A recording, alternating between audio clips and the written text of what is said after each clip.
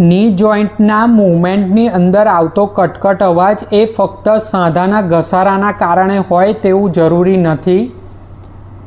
ની જોઈન્ટના મૂવમેન્ટમાં આવતા અવાજના કારણોને આપણે મેઇનલી બે પાર્ટમાં ડિવાઈડ કરી શકીએ છીએ. એક છે ફિઝિયોલોજિકલ અને બીજું છે પેથોલોજિકલ. ફિઝિયોલોજિકલ કારણોની અંદર હેલ્ધી ની જોઈન્ટની મૂવમેન્ટની અંદર અવાજ આવતો હોય છે અને પેથોલોજિકલ રીઝન્સની અંદર ની જોઈન્ટના અમુક પ્રોબ્લેમના કારણે ની જોઈન્ટની મૂવમેન્ટ વખતે અવાજ આવતો હોય છે.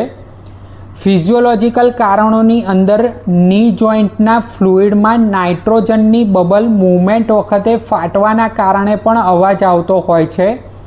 અને સેકન્ડ, ની જોઈન્ટની મૂવમેન્ટમાં સ્નાયુનું બોની સરફેસ ઉપર સરકવાના કારણે પણ ની જોઈન્ટની મૂવમેન્ટ વખતે અવાજ આવતો હોય છે. પેથોલોજિકલ રીઝનની અંદર ની જોઈન્ટની અંદર ઘસારો થવાના કારણે બે હાડકાની વચ્ચે આવેલી ગાદી ઘસાઈ જવાથી મૂવમેન્ટ વખતે બંને હાડકાની સરફેસ એકબીજા સાથે ઘસાવાથી ની જોઈન્ટની મૂવમેન્ટ વખતે અવાજ આવતો હોય છે. સેકન્ડ, અમુક ગાદી અને લિગામેન્ટ્સ ફાટી જવાના કારણે પણ ની જોઈન્ટની મૂવમેન્ટ વખતે અવાજ આવતો હોય છે.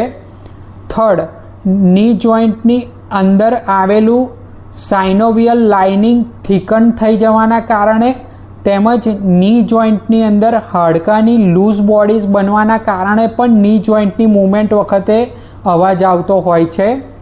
જો તમને પણ ની જોઈન્ટની મૂવમેન્ટ વખતે અવાજ આવતો હોય તેમજ તેની સાથે સાથે ઘૂંટણમાં સોજો રહેતો હોય, અસહ્ય દુખાવો થતો હોય અને ઘૂંટણની મૂવમેન્ટમાં રિસ્ટ્રિક્શન અનુભવતા હોય તો તેવા કેસીસની અંદર તમારે ઓર્થોપેડિક ડૉક્ટરને કન્સલ્ટ કરી અને તેમની એડવાઇસ લેવી ખૂબ જ જરૂરી છે.